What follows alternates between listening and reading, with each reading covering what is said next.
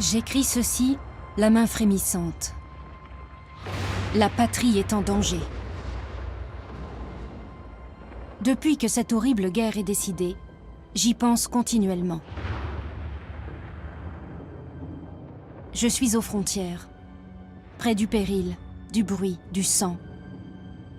Voir, savoir, aider peut-être. Voilà mes rêves. Être loin, savoir qu'on meurt là-bas et ne pas y être. Depuis dimanche, je ne dors pas. Journal de Geneviève Breton.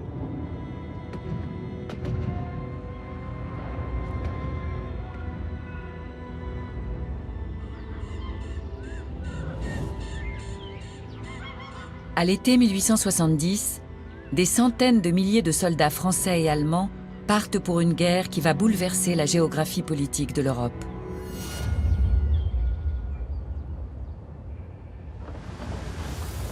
Un conflit qui va semer les germes d'un profond antagonisme entre les deux pays et compromettre pour longtemps la perspective d'un avenir fraternel formulé par Victor Hugo dès 1842. Il y a entre les deux peuples connexion intime. Ils sortent des mêmes sources. Ils sont frères dans le passé, frères dans le présent, frères dans l'avenir.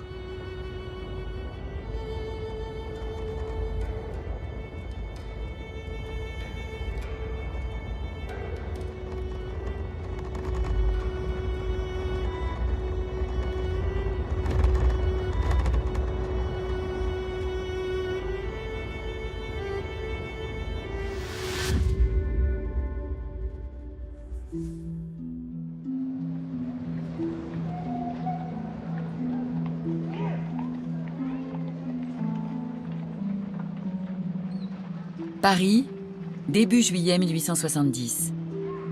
Pas une goutte de pluie n'est tombée sur la capitale depuis des semaines. La chaleur est accablante, sur les boulevards comme dans les ruelles.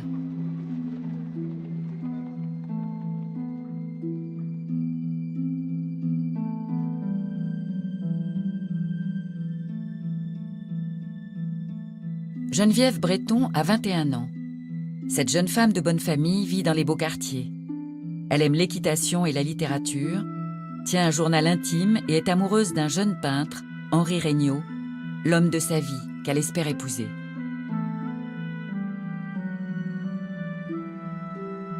Quand il me serre sur sa poitrine, une vie nouvelle descend dans mes veines.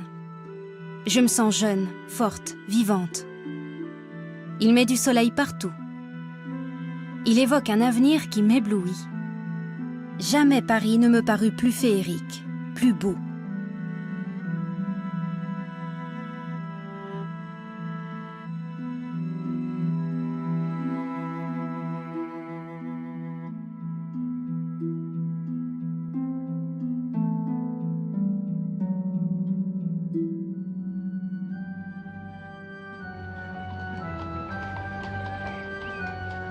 Au milieu du 19e siècle, Paris est la grande métropole du continent européen, son épicentre culturel, scientifique et artistique.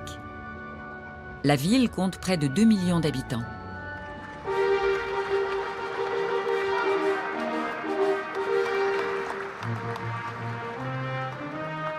En 1867, elle accueille pour la deuxième fois l'exposition universelle, vitrine de l'ère industrielle où le monde entier vient présenter ses inventions et ses produits de luxe à plus de 10 millions de visiteurs. L'un des exposants, venu de la Prusse rhénane, fait particulièrement parler de lui, Alfred Krupp.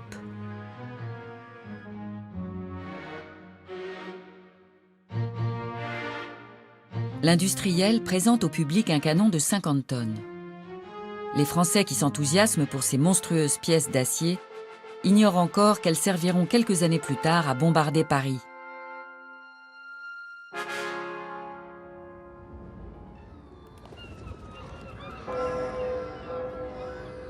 Depuis 1852, la France est pour la seconde fois de son histoire un empire, sous la férule de Napoléon III, neveu de Napoléon Bonaparte.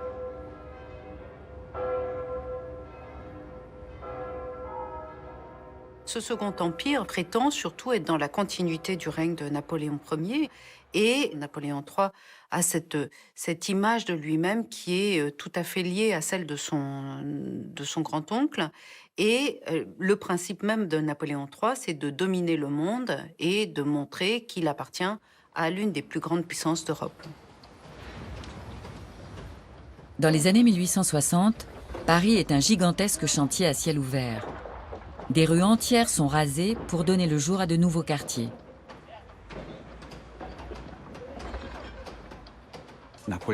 Napoléon III mène une politique économique active et transforme Paris. C'est à son époque que sont créés les grands boulevards que l'on connaît aujourd'hui. Geneviève Breton réside avec ses parents dans un hôtel particulier sur l'un de ces boulevards nouvellement percés sous la houlette de Georges-Eugène Haussmann. À Paris, les Bretons sont une famille en vue. Le grand-père, Louis, est l'un des fondateurs des éditions Hachette. La famille Breton est une famille qui appartient à la grande bourgeoisie intellectuelle. C'est une famille qui est bien installée, puisqu'elle est installée boulevard Saint-Michel à Paris, c'est-à-dire au cœur du quartier Saint-Germain. Et en même temps, le quartier Saint-Germain est un quartier très bourgeois, mais très intellectuel. Et Geneviève Breton, elle est intéressante. Et quand on lit son journal, on découvre à quel point elle est vraiment très moderne.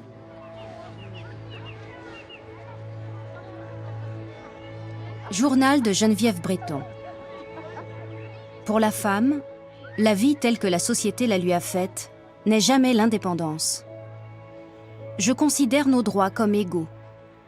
Ce mot dans la bouche d'une femme fait sourire.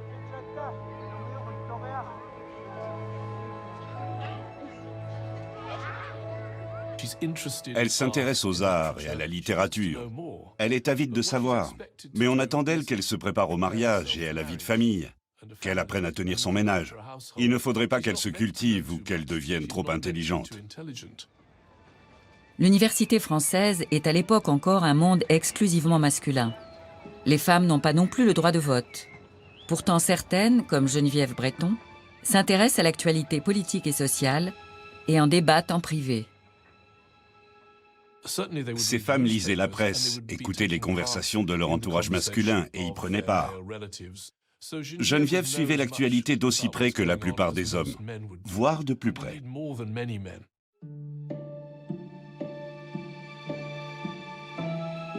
L'avenir est si incertain. Cette lumineuse aurore est peu assurée.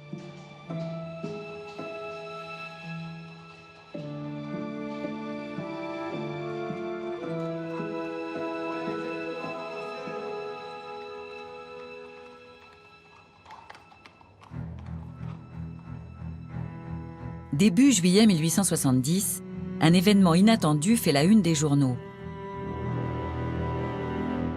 Si la suprématie française en Europe était déjà menacée par l'ascension de la Prusse, voici un nouveau motif d'inquiétude.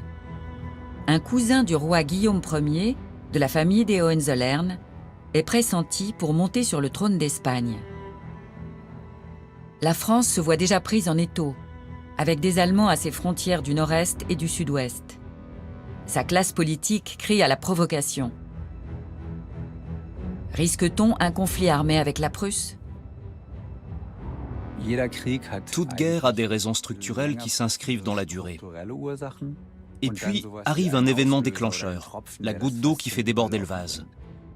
Les causes profondes de cette guerre sont liées au fait que deux grandes puissances, la Prusse et la France, se disputent l'hégémonie sur l'Europe. Pendant une semaine, les Parisiens suivent fébrilement l'évolution de la situation. La France demande et obtient le retrait de la candidature Hohenzollern. Mais pour le gouvernement de Napoléon III, cela ne suffit pas.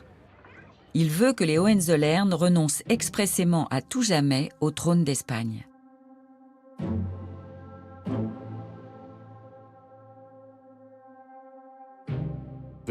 Si Napoléon III s'était contenté de ce qu'il avait obtenu par pression diplomatique dès juillet 1870, à savoir l'annulation de la candidature au trône d'Espagne des Hohenzollern, alors Bismarck et la Prusse seraient simplement sortis perdants de cet incident.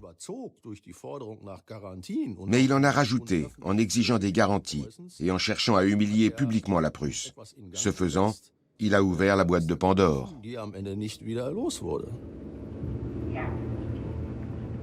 Le 15 juillet, la presse relate l'escalade de la crise diplomatique provoquée par les dirigeants français et prussiens. Le 19, la France déclare officiellement la guerre à la Prusse.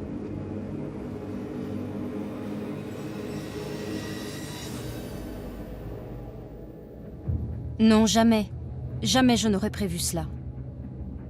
Si ces hommes ont 1 minute de repos dans leur sommeil, 1 heure de bonheur sans remords, ceux-là sont bien vraiment des infâmes.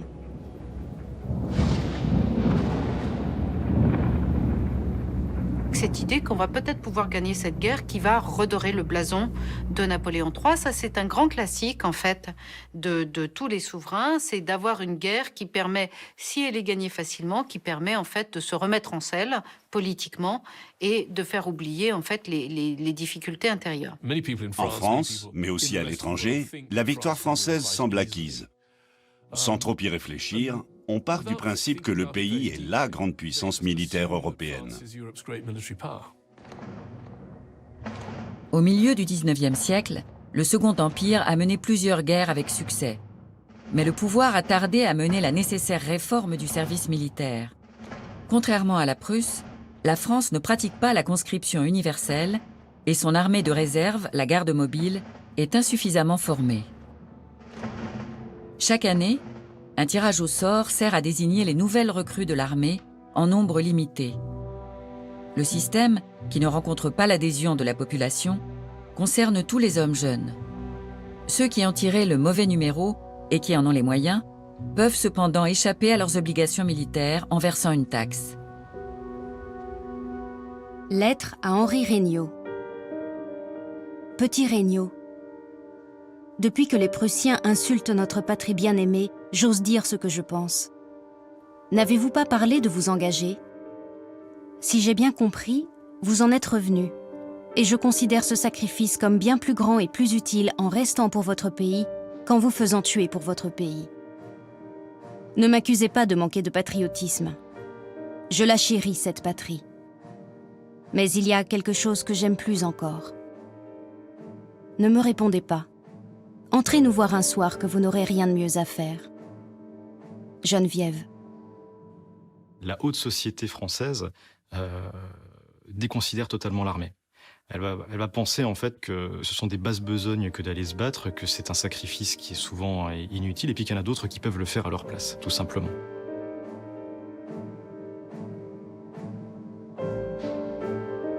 La nuit a été agitée pour tous.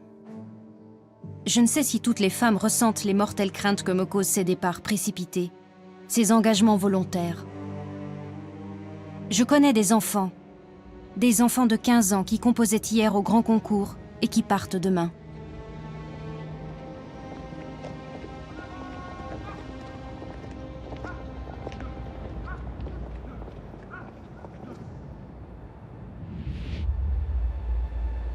En France, la population anticipe une marche triomphale de son armée jusqu'à Berlin. Mais les débuts sont laborieux. Les réservistes doivent rejoindre leur régiment parfois très éloigné de leur lieu de résidence avant d'être envoyés sur le champ de bataille. Fin juillet, c'est entre les villes fortifiées de Metz et de Belfort que se déploient les armées françaises du Rhin et d'Alsace. 220 000 hommes en tout. En face, les Allemands en alignent 400 000. Pour rassurer l'opinion publique par une démonstration de force, les Français occupent le 2 août la ville prussienne de Saarbrück, mais doivent battre en retraite 2 jours plus tard. À la surprise générale, les Allemands passent à l'offensive le 4 août, lors de la bataille de Wissembourg. Le 6, les troupes françaises subissent 2 défaites, à Fröschwiller-Wörth ainsi qu'à Spicheren, qui ancre définitivement le conflit sur le sol français.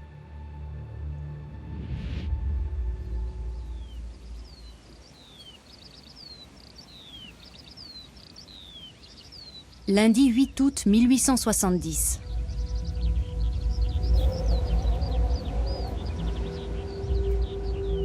On voit, à un mot que tout bas on se répète, on voit les hommes pâlir, les femmes pleurer, les enfants s'étonner du bouleversement qu'amène un bout de papier dans leur famille. C'est que ce bout de papier qui passe silencieusement sous tous les yeux apprend la honte de leur pays, l'invasion des Prussiens, la mort de leurs frères. Jamais cette abstraction divine et chérie de la patrie ne m'est apparue plus enflammante, plus vivante, plus douloureusement belle qu'aujourd'hui qu'elle est en danger et qu'on l'aime, et qu'on veut mourir ou la sauver. On ne s'attend pas du tout à être envahi. Loin de là. Cette guerre, en fait, on ne l'attend pas sur ce territoire-là. On ne la veut pas sur le territoire-là. L'idée, en premier lieu, était d'aller faire une leçon, finalement, à ce peuple allemand, à la Prusse, à Bismarck, à Guillaume Ier. Et du coup, voir les troupes ennemies arriver sur le territoire, mais ça va décontenancer totalement les gens. Paris est sous le choc face aux défaites et aux lourdes pertes. Les batailles ont fait quelques 12 000 morts et blessés côté français, 15 000 dans le camp allemand.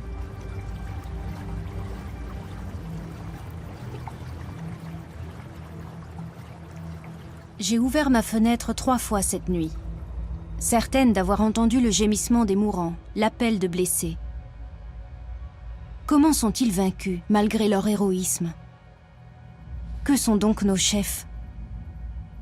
On se sent mourir dans chacun de ceux qui meurent, et l'honneur, ce vieil honneur national, se voile et pleure tout bas.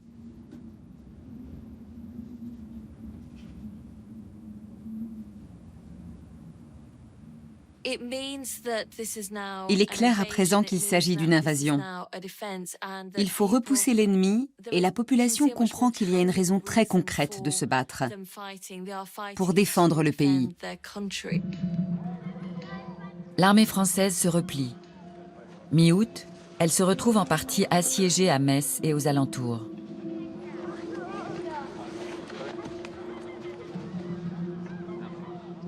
La bataille décisive a lieu à Sedan le 1er septembre. Elle débouche sur une nouvelle débâcle pour les Français. 75 000 soldats se retrouvent prisonniers des Allemands. Et ce n'est pas tout. Napoléon III capitule en même temps que son armée.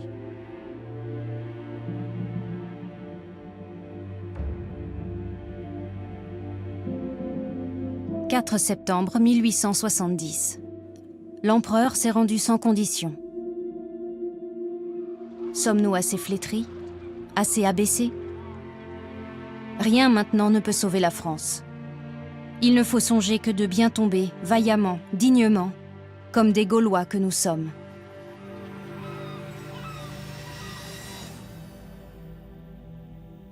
Entre la défaite de Sedan et la reddition de Napoléon III, le Second Empire est en ruine. La guerre semble terminée. Mais à Paris, les opposants au régime saisissent l'occasion pour déchoir l'empereur le 4 septembre.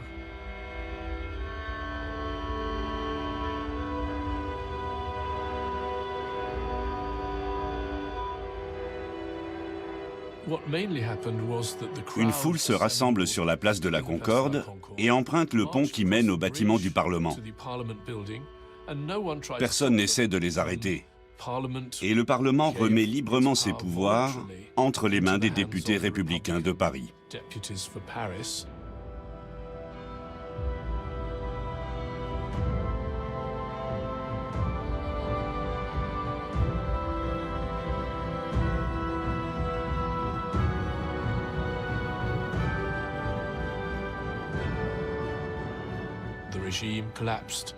Le régime s'effondre à l'occasion de la seule révolution pacifique que connaît la France au XIXe siècle. Le pouvoir passe simplement à la classe politique parisienne, à ses députés élus qui forment un nouveau gouvernement.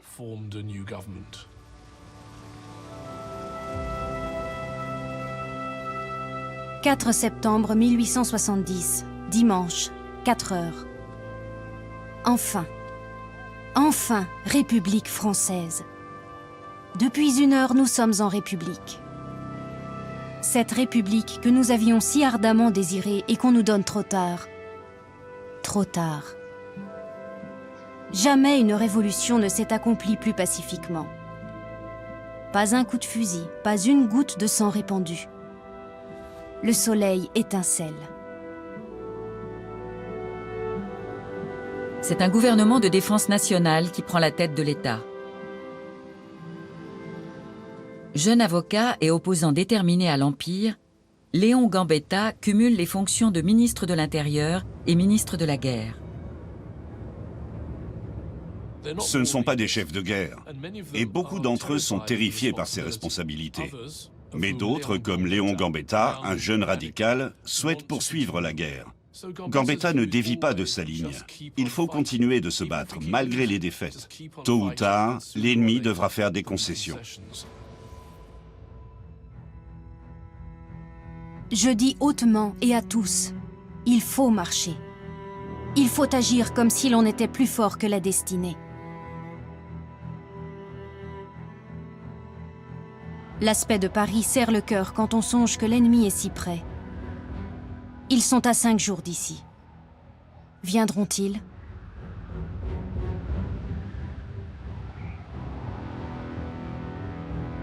Ça paraît complètement fantastique, l'idée que Paris puisse être assiégé, que la capitale de la France soit prise par les Prussiens. Donc non, l'image d'une ville assiégée et pire d'une ville prise est inimaginable pour les Français. À l'image des Champs-Élysées, Paris grouille de soldats. Les exercices et les appels se multiplient en plein air sous les yeux des Parisiens. Pour défendre la capitale, 200 000 hommes sont sur place, dont une moitié environ de gardes mobiles sans formation.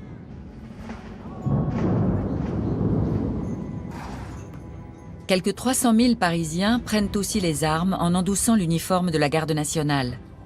Une milice de citoyens chargée du maintien de l'ordre dans la ville et de la surveillance de ses fortifications.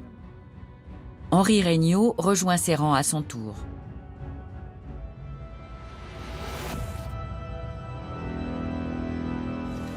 Ô patrie, ô France républicaine, faut-il t'aimer pour te prêter mon cher trésor ? Faut-il que mon amour soit pour toi immense, car j'ai laissé partir plus que ma vie, mon bien suprême, ce bonheur que j'ai acheté par 3 années de solitude et de larmes.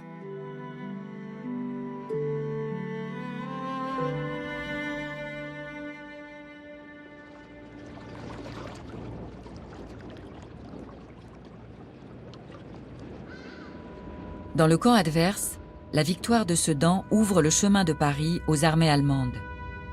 Si la capitale tombe, toute la France devra rendre les armes. Début septembre, 130 000 soldats atteignent les abords de la ville.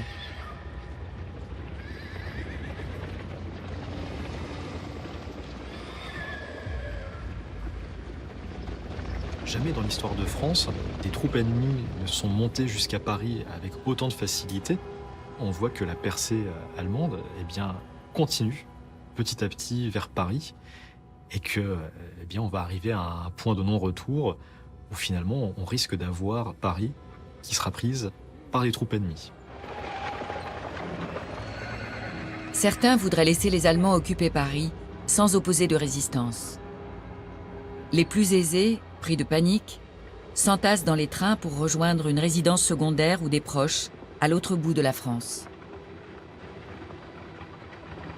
Ici comme partout, il y a les confiants et les alarmistes. Qu'ils partent, ceux qui ont peur du feu, des bombes, des privations, de la faim, des horreurs d'un long siège. Les portes sont ouvertes encore. Nous resterons, nous les vrais Parisiens, à Paris pour la défendre, prêts à sauter avec notre ville.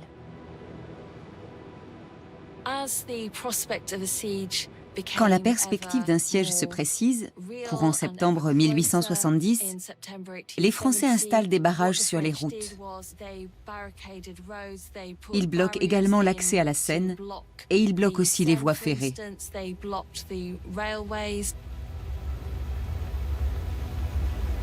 Par crainte des pillages des Allemands, les paysans de la région parisienne se réfugient avec leur bétail et leurs maigres possessions derrière les forts et les murs de Paris. La population de la ville dépasse à présent les 2 millions d'habitants.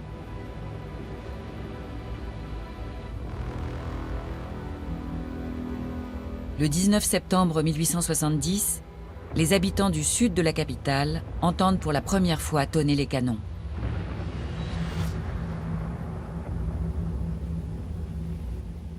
On s'est battu toute la nuit.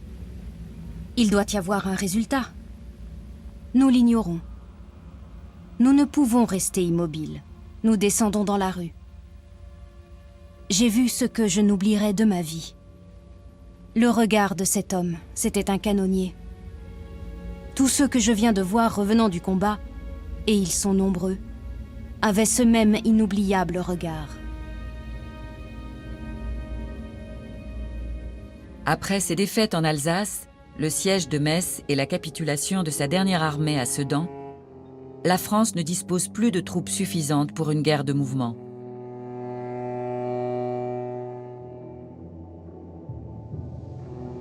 Dans la foulée des tirs du 19 septembre, les forces allemandes encerclent Paris. La ville est défendue par une centaine de milliers de soldats de l'armée régulière, 90 000 gardes mobiles venus de toute la France et la garde nationale de Paris. Autour de la capitale, il y a de profonds fossés, des murs d'enceinte équipés de bastions, ainsi qu'une ceinture de forts. La citadelle ainsi formée est défendue par des pièces d'artillerie lourde, destinées à tenir les assiégeurs à bonne distance de la ville. Les canons de campagne allemands tirent à 3,5 km. Ils peuvent ainsi atteindre certains forts, mais pas la ville intramuros. Les Prussiens disposent bien d'une artillerie lourde à longue portée, mais pas sur place.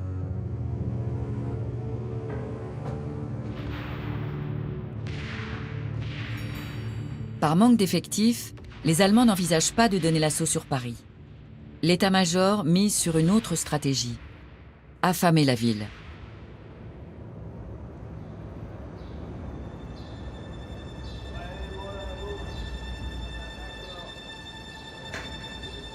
Derrière les fortifications parisiennes, on se prépare à une longue période de privation. Les vivres sont comptés. La population se voit distribuer des cartes de rationnement. Malgré ces circonstances difficiles, Geneviève vit l'un des plus beaux jours de son existence. Henri fait sa demande en mariage.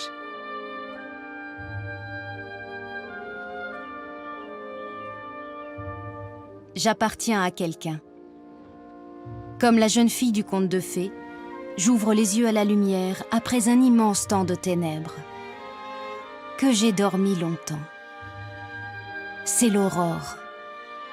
Il y a plus de soleil maintenant dans ma sombre ville assiégée que dans tout l'Orient.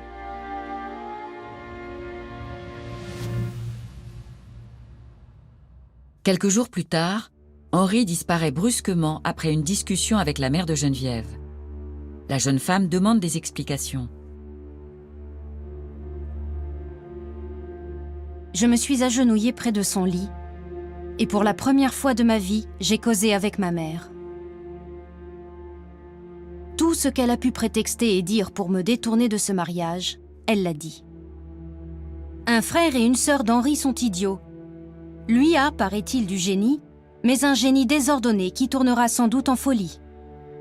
Tu auras des enfants contrefaits ou idiots. C'est ce que j'ai dit l'autre jour à Henri Regnault.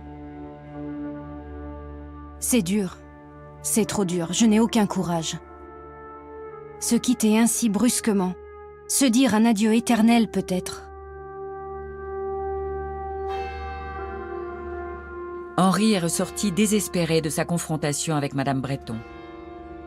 Il s'engage dans une unité de francs-tireurs, des hommes qui interviennent à l'extérieur des murs de la ville, entre les lignes ennemies. De telles unités se créent un peu partout en France et attirent des dizaines de milliers de civils. Les francs-tireurs font sauter les ponts et les voies ferrées pour ralentir l'avancée des Allemands ou leur tendent des embuscades. Mais ceux qui sont faits prisonniers ne sont pas considérés comme des militaires et peuvent être exécutés sans passer en cour martiale.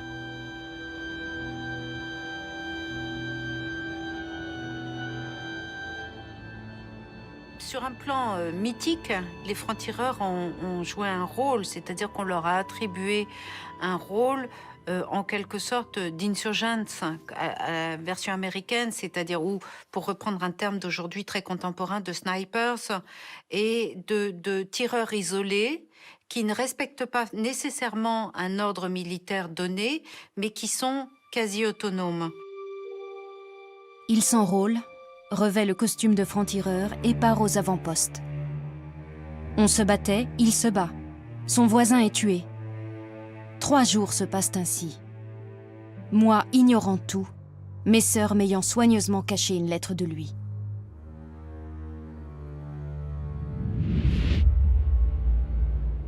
À Paris, les informations transmises aux autorités sont sans appel. La ville ne s'en sortira pas sans aide extérieure. Depuis que les Allemands ont coupé les lignes télégraphiques, les Parisiens sont complètement isolés du reste du monde. Il ne leur reste qu'une voie de communication avec l'extérieur, les airs. Avec des pigeons voyageurs et une invention française qui a déjà près d'un siècle, en 1870, les ballons à gaz. 3 millions de lettres et de cartes postales, ainsi que des centaines de pigeons voyageurs en cage, sont transportés de cette façon. De retour à Paris, les oiseaux apportent des nouvelles de la province. C'est la seule façon d'échanger avec les assiégés.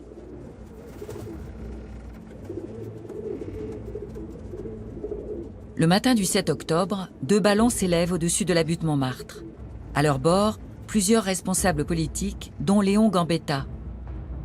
Envoyé à Tours afin d'y organiser la résistance, son ballon s'écrase près de Beauvais et ce n'est qu'au bout d'un voyage épique de 3 jours en voiture à cheval et en train qu'il parvient à destination. Le jeune ministre veut encore gagner la guerre à tout prix et libérer Paris. Il appelle ses concitoyens à défendre la patrie. Au total, 300 000 soldats allemands encerclent Paris. La capitale tient bon et compte sur le soutien des nouvelles armées levées par Gambetta. Fin octobre, l'une d'elles est prête à marcher sur la capitale depuis les bords de la Loire.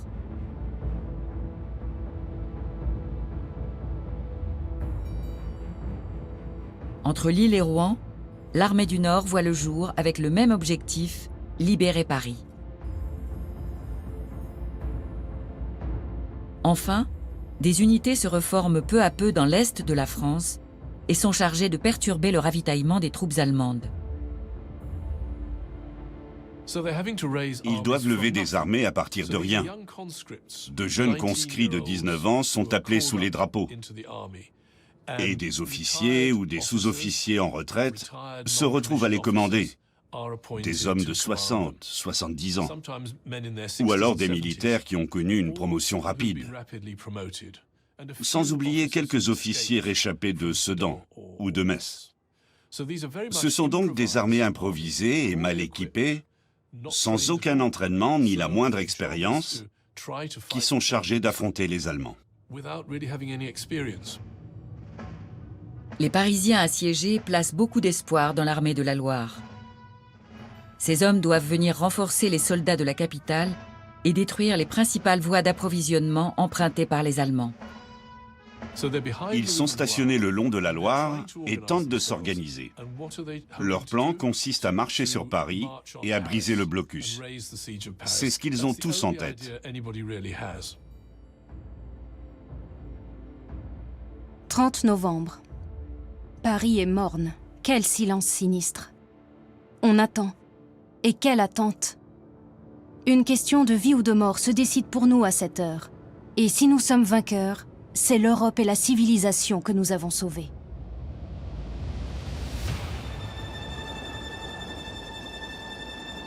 Nous sommes au matin du 30 novembre. À Champigny, petite ville au sud-est de Paris, 80 000 soldats de l'armée régulière et de la garde mobile s'élancent au combat sous un soleil froid. Leur objectif ? Briser le siège de Paris et faire la jonction avec l'armée de la Loire. Le peintre Édouard de Taille est officier dans l'une des unités parisiennes. Il représentera bien plus tard cette tentative de percée dans ses tableaux.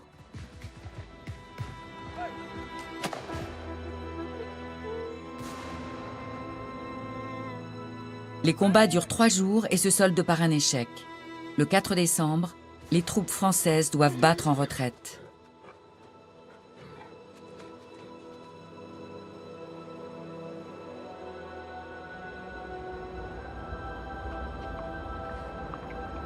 Le même jour, l'armée de la Loire essuie une défaite cuisante lors de la bataille d'Orléans.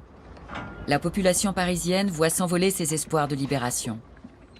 Pour couronner le tout, l'hiver 1870-71 s'annonce particulièrement rigoureux.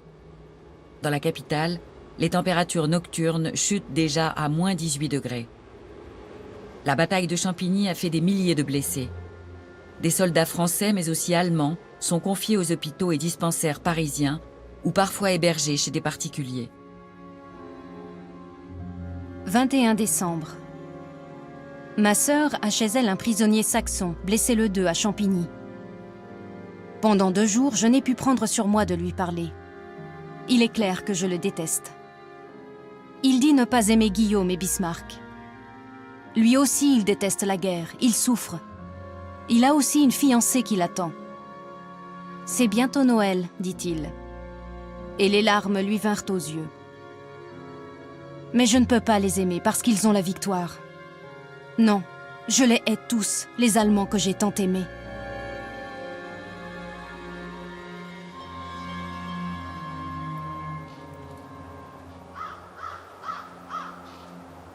C'est au cours de l'hiver, en fait, là, quand le ravitaillement commence à être compliqué, autour de Paris, il y avait une campagne très importante qui alimentait en fait la ville en production vivrière. Donc cette campagne étant occupée, c'est compliqué en fait pour circuler. Le blé commence à manquer, donc le pain commence à manquer, la viande manque. Une famine qui menace des centaines de milliers d'habitants. C'est l'arme la plus redoutable des Allemands, avec le froid. En même temps que les réserves de nourriture, le bois de chauffe commence lui aussi à se faire rare. L'armée allemande a coupé l'approvisionnement en eau potable. Il faut donc se rabattre sur l'eau de la Seine, ce qui provoque des infections. On manque de lait pour les bébés qui commencent à mourir. Les personnes âgées meurent aussi. On assiste en outre à une recrudescence des affections pulmonaires et des maladies épidémiques comme la variole.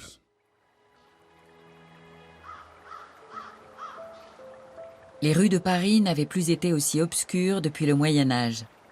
Seules quelques lanternes à huile brûlent encore çà et là. Fin 1870, la malnutrition, le froid et les maladies ont déjà fait près de 30 000 victimes parmi les civils. La guerre pour les militaires, ça ne choque pas, mais quand ça touche des enfants, des vieillards, des femmes, eh bien là, ça devient choquant.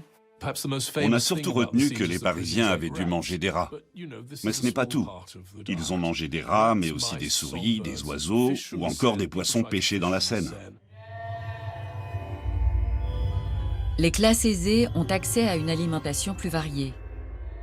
Sur les menus des restaurants parisiens, on voit apparaître à l'hiver 1870 de la viande d'éléphant, d'antilope ou encore de kangourou.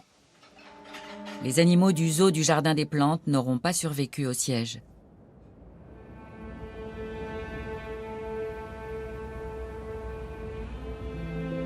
« 1er janvier 1871. Le prisonnier saxon est mort dans le délire de la fièvre. Dans le sac du Saxon, il y a un plan de Paris avec marqué en rouge le périmètre où doivent tomber leurs obus sur Paris. Nous sommes juste dans la limite.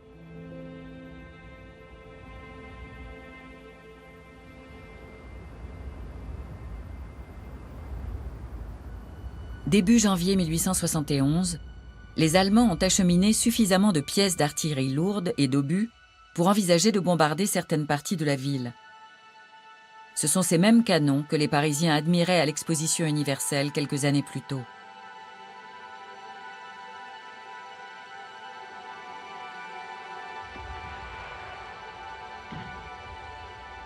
Dimanche soir, 8 janvier, 1h du matin, sur mon lit. Ils n'oseraient pas, disait-on. Et moi je pensais, ils oseront. On bombarde Paris.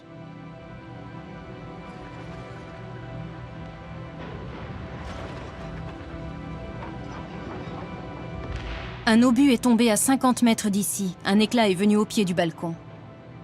Un bruit violent, des éclats qui volent au loin, un jet de feu, une odeur de soufre. On compte déjà les morts.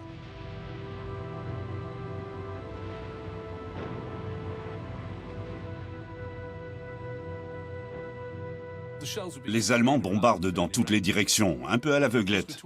On ne dispose pas encore d'explosifs détonants, de sorte que quand un obus tombe, il fait du bruit et dégage beaucoup de fumée, mais provoque en fait peu de dégâts.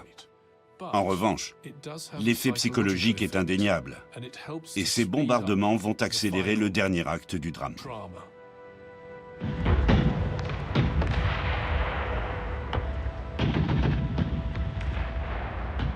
Les tirs d'obus durent plus de 2 semaines. L'état-major allemand compte sur l'effet de choc provoqué par la multiplication des victimes pour précipiter la reddition de Paris.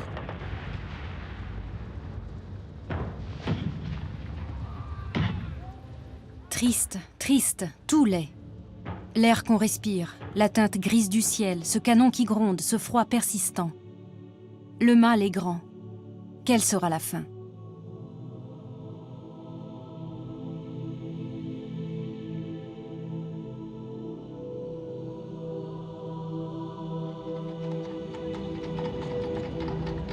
Peu avant les bombardements, Henri Regnault a officiellement demandé la main de Geneviève au père de celle-ci. Henri est là, dis-je. Mon cœur battait si vite. On vint chercher mon père, ils s'enfermèrent une demi-heure. Papa vint me chercher, m'emmena dans son cabinet où était maman qui pleurait. Je compris tout alors. Maman cédait pour lui sauver la vie.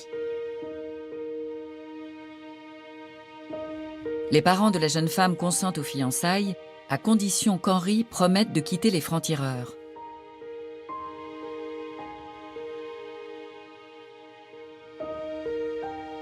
Il prit Henri par le bras un peu rudement.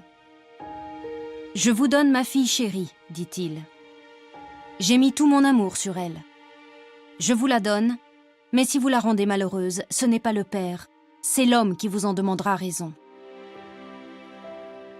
Est-ce possible? Est-ce possible? Quand ses mains brûlantes et fiévreuses réchauffent les miennes, mes tristes yeux s'éclairent et croient encore au soleil.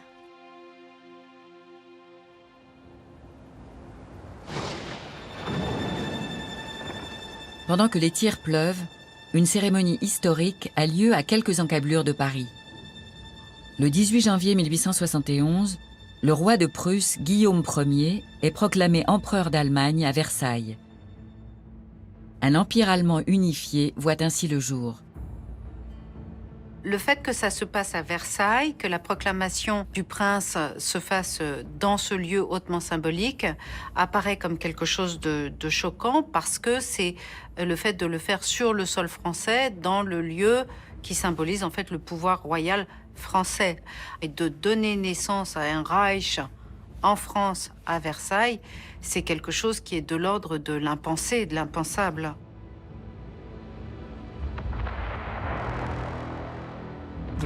Le gouvernement français et l'armée sont sous pression.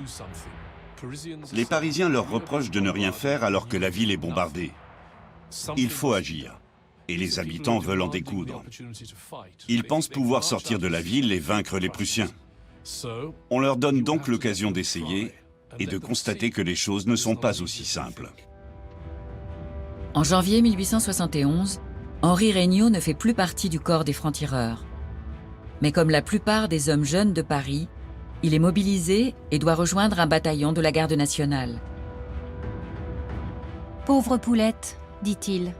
Pauvre petite femme de soldat. C'est dur. Mais cette épreuve est la dernière. Encore quelques jours de souffrance. Vous verrez quelle belle vie je vais vous faire. De quelle félicité je paierai chaque larme, chaque heure d'attente, chaque souffrance. Soyez grande, ma Geneviève. » Au matin du 19 janvier, 40 000 gardes nationaux, simples citoyens pour la plupart, et autant de soldats réguliers et de gardes mobiles, marchent au combat. Et on envoie au combat des hommes en sachant que le risque pour eux de mourir est grand, mais on sauve l'honneur. Et c'est toute cette question et c'est toute l'ambivalence de toute cette guerre de 1870. Dans sa cartouchière, je glissais un petit portrait et quelques lignes griffonnées. Qu'il vous parle de l'amie lointaine et silencieuse qui vous attend, Dieu sait dans quelle angoisse.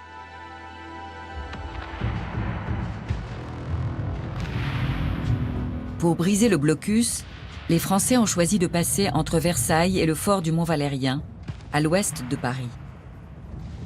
Au cœur des combats se trouve le village de Buzenval. On se bat. Il se bat. Combien rentreront? La nuit vient. Que je ne devienne pas folle. On a fait une sortie sur Montretout qu'on a pris. Les nouvelles qu'on donne sont bonnes.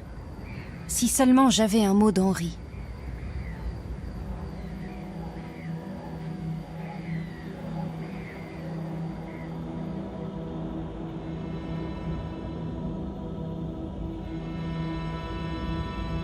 Après quelques premiers succès, l'avancée des troupes parisiennes est interrompue. L'artillerie allemande s'avère décidément invincible. Le 20 janvier au matin, les unités françaises, affaiblies, se replient derrière les fortifications de Paris.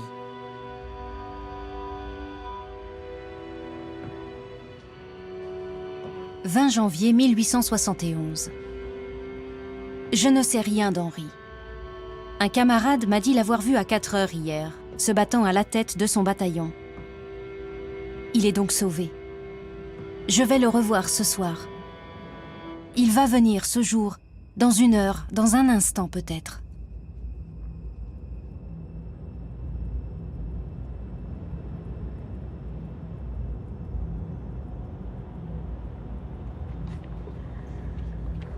Le soir même, un ambulancier se présente au domicile des Bretons et remet sans un mot au père de Geneviève une chaîne en argent. Celle-là même que la jeune femme a offerte à Henri. L'homme l'a trouvée dans la poche d'un soldat mort, avec une note portant l'adresse des Bretons.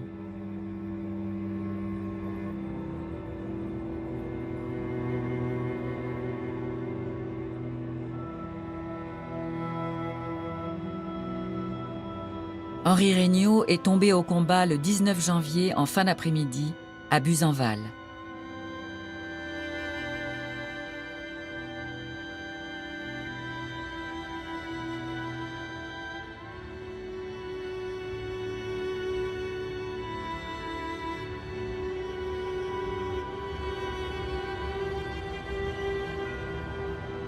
Le journal de Geneviève Breton s'interrompt.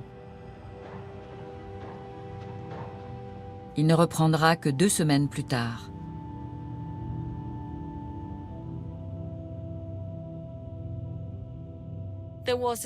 Il y a une prise de conscience. C'est fini. Il n'y a plus rien à faire. La capitale doit se rendre et la guerre doit se terminer. Il n'y a pas d'autre choix. La France n'a plus les moyens de continuer cette guerre. Les moyens humains, les moyens financiers, les moyens politiques. Donc là, véritablement, c'est une obligation de dire stop. Fin janvier, les négociations en vue d'un cessez-le-feu s'ouvrent à Versailles. Celui-ci devient effectif le 29 janvier. Les troupes françaises doivent évacuer les forts entourant la capitale et démanteler l'artillerie des fortifications.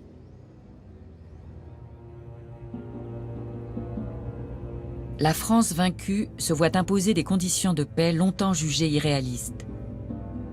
Le pays doit payer des réparations exorbitantes et céder à l'Empire allemand l'Alsace ainsi qu'une partie de la Lorraine. Bon nombre d'habitants de ces régions frontalières parlent des dialectes germaniques, mais ce sont aussi d'ardents patriotes attachés à la France. La question de l'amputation de l'Alsace et de la Moselle va être un choc pour les Alsaciens et les Mosellans qui quittent le giron national. Mais ensuite, pour la France, en fait, l'idée que cette amputation est une violence, presque un viol, presque une agression, ça va être construit par une propagande qu'on appelle globalement la revanche. L'école va être chargée de produire en fait ce discours de la revanche et de la nécessité de récupérer un jour l'Alsace et la Moselle. La question de la revanche va être quelque chose qui va ponctuer cette fin du 19e siècle en France, qui va continuer à être mise en avant, peut-être de manière un peu moins importante au début du XXe siècle, mais qui sera toujours présente. C'est comme un fantôme, en fait, comme un spectre qui tourne autour de l'opinion française pendant quasiment 47 ans.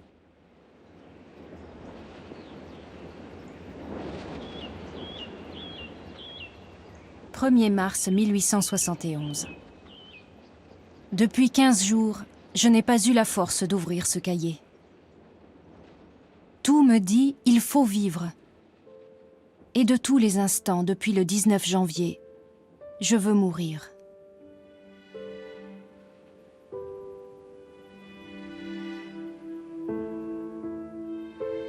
Guillaume, mon frère chéri, peut-être plus tard pourrais-je te dire « aime ta patrie avant tout ».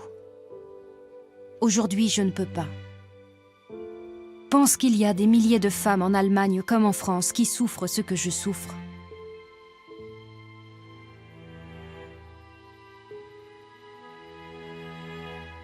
Et toutes les fois que tu regarderas ma triste robe noire, songe que c'est la guerre qui m'a faite veuve. La guerre, avant la Prusse, avant tout, qu'il faut haïr d'une haine immense et immortelle.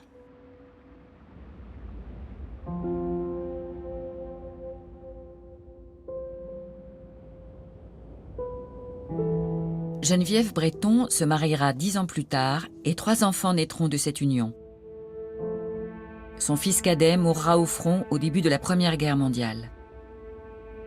Geneviève continuera à tenir son journal jusqu'à sa mort en octobre 1918.